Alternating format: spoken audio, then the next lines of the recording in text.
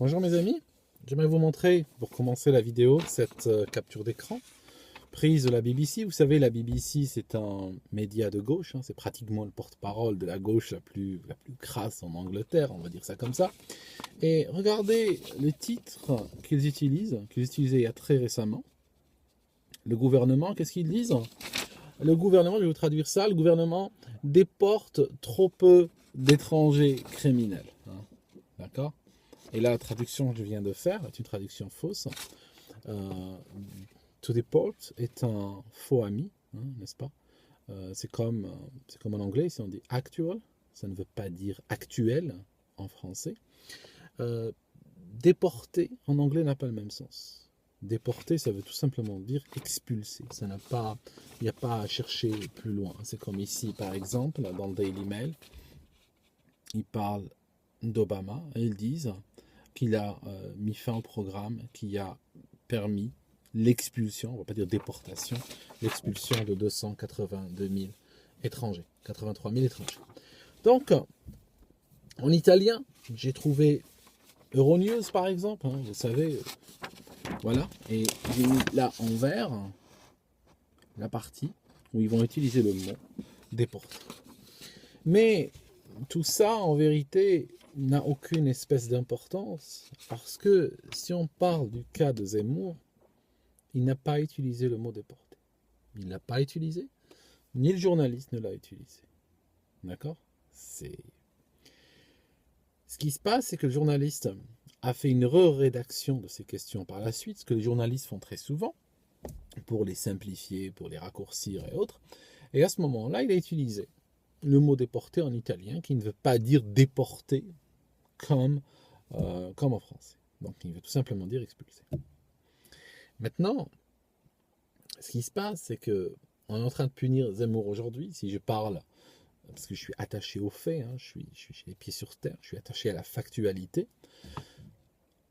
Ils sont en train de punir Zemmour aujourd'hui pour ne pas avoir dit qu'il faut déporter les arabo-musulmans de France. C'est ce que je dis est vrai. Maintenant, parce que si on dit qu'ils sont en train de punir Zemmour pour avoir dit qu'il faut déporter les Arabes, ça serait faux parce qu'il n'a pas dit. Donc on est en train de le punir pour ne pas l'avoir dit.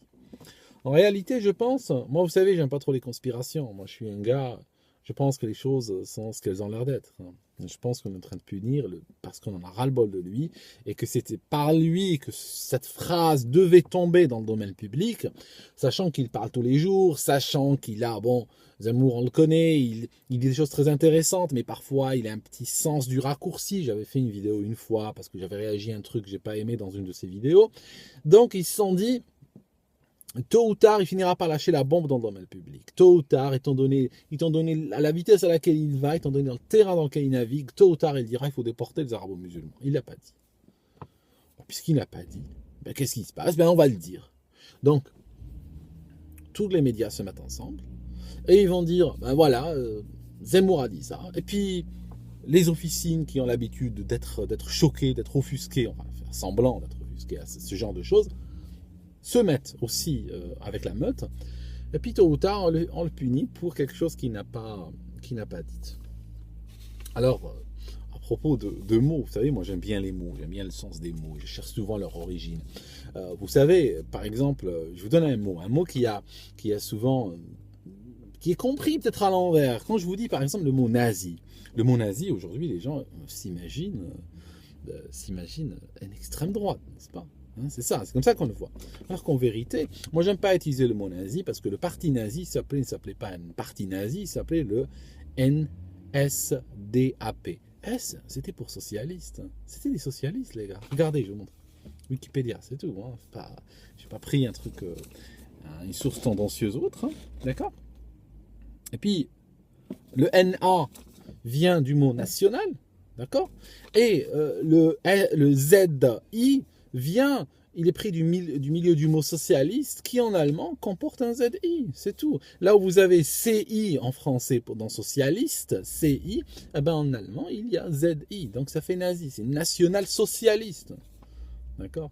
Donc voilà, c'est un mot auquel on donne un sens souvent à l'envers. Alors, j'aimerais vous montrer un truc, puisqu'on est aux captures d'écran. En Algérie, cette semaine, on parle de ça. Ça, c'est notre actualité. D'accord? Donc, il s'agit d'un auteur, journaliste, Kamel Daoud. Alors, je ne connais pas le répertoire de Kamel Daoud, ok? Mais il a été condamné par un islamiste algérien. Il a été condamné à mort. Et il faut savoir que les islamistes qui l'ont condamné sont des islamistes qui, de leur propre aveu, égorgeaient des gens dans les années 90. Ils ont reçu un pardon de l'État.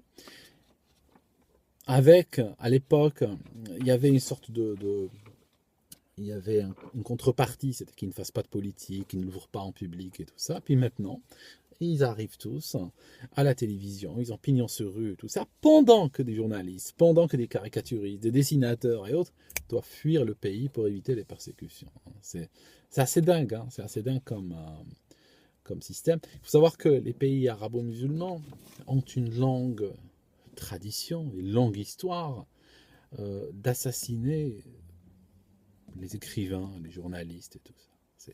Prenez le Moutanabbi par exemple, il n'a pas été tué hier, hein, il a été tué il y a très longtemps, on parle de siècles et de siècles, mais vous ne pouvez pas trouver une année où il n'y a pas des gens de lettres qui ont été assassinés.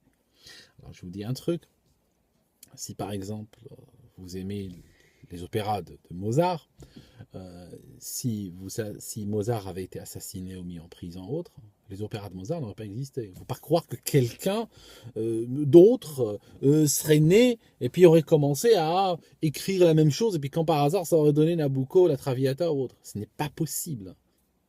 Ces opéras n'auraient pas existé tout simplement. Pareil pour tous les arts, pour les métiers, pour les inventions, c'est un petit peu plus subtil. Les pays qui détruisent leurs inventeurs, parce que les inventeurs ont été très souvent, et jusqu'à maintenant, les créateurs ont été chassés des sociétés arabo-musulmanes. Et qu'est-ce qui se passe? C'est que comme la création, l'invention correspond à un besoin, donc si l'inventeur aujourd'hui est tué ou autre, ou brimé ou mis en prison, ben qu'est-ce qui se passe? C'est que finalement l'humanité trouvera une solution, mais la solution sera trouvée ailleurs. Plus tard, ailleurs. Donc, qu'est-ce qui va se passer? C'est que les sociétés qui ont l'habitude de brimer leurs créateurs vont se retrouver en retard scientifique. Et ils devront acheter, à prix d'or, le produit fini de la science des autres peuples. D'accord? Alors, je voulais vous dire que j'ai l'impression, en regardant donc cette histoire de M. Daoud, j'ai l'impression que... Non, c'est pas celle-là. J'ai l'impression que nous sommes... J'ai l'impression que la France, aujourd'hui, l'Algérie traverse à peu près la même phase de leur histoire. Même si vous, les Français, vous prétendez avoir 1400 ans d'avance sur nous en termes de liberté d'expression, vous venez aujourd'hui d'apporter la démonstration que finalement vous ne menez pas beaucoup plus large que nous quand il s'agit de faire face aux dogmatiques. Donc là, chez nous, on a les islamistes. Et chez vous, vous avez, on va dire, les socialistes. Ce sont des gens déconnectés de la réalité, ce sont des gens qui préfèrent le dogme, ce sont des gens qui prennent pour fait ce qu'ils pensent, qu'ils élaborent dans leur tête, devient immédiatement, par la force du Saint-Esprit, devient une factualité à laquelle ils s'attachent et ils n'ont aucune relation au réel. Ils ne cherchent pas du tout à comparer ce qu'ils voient ou ce qu'ils pensent au réel. Pour eux, ils fonctionnent donc au dogme. Alors, ce qui se passe, c'est que la France, je pense, je sais que certains vont m'en vouloir pour ces propos-là, mais la France a un rôle, on va dire, de modèle. Je ne sais pas depuis quand la France a été un modèle, s'il l'a été un jour, mais beaucoup de personnes prennent ce qui se passe en Occident comme modèle. Et quand on voit que en Occident, on arrive à condamner un type sur des dogmes, et à la base de mots qui n'ont pas été dits par ce gars-là, il faut savoir que nos islamistes en Algérie se sentent tout à fait légitimes de faire ce qu'ils font. D'accord? Parce que finalement ici, ils veulent tuer le gars. Donc ils veulent faire quoi? Ils veulent l'effacer, ils veulent le censurer, ils veulent le faire taire. En France, c'est pareil. En France, aujourd'hui, le mec est viré d'antenne et empêché de parler. d'ici à la vitesse à laquelle vous allez. Vous savez bien qu'aujourd'hui, l'Algérie, la France fournit plus de djihadistes à ISIS que l'Algérie, par exemple. Et à la vitesse à laquelle vous allez, d'ici quelques années, les condamnations à mort vont commencer à tomber sur les journalistes, et sur les auteurs, et sur les créateurs et autres, comme dans les sociétés, comme dans nos sociétés à nous. Sauf que par une sorte de mécanisme probablement de filtration que j'avais abordé très nombreuses fois, vous êtes en train de nous dépasser sur ces choses-là. Ça signifie que nous, peut-être avec un peu de chance, on pourra faire taire nos islamistes, parce qu'il y a eu énormément, d'intellectuels, de journalistes et tout ça qui ont soutenu ce gars en Algérie, alors que chez vous, Zemmour, les réactions sont plutôt positives. Ce qui prouve que vous allez probablement dans la mauvaise direction. Voilà, je vais arrêter cette vidéo ici. Je pense que j'en ai dit assez.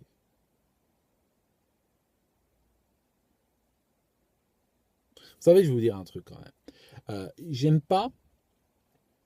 J'adhère pas vraiment au raccourci colonisation, immigration que fait Zemmour. Ce n'est pas du tout la même chose. Les Algériens n'ont pas eu la possibilité, durant leur histoire, n'ont pas eu la possibilité de voter oui ou non pour la continuation de la colonisation. Ils ont eu le droit, quand ils ont eu le droit de voter pour la colonisation, est-ce qu'ils sont d'accord ou pas, c'était le vote d'autodétermination en mars 1962, après les accords d'Évian. Et donc, les Algériens ont voté à 91% pour l'indépendance.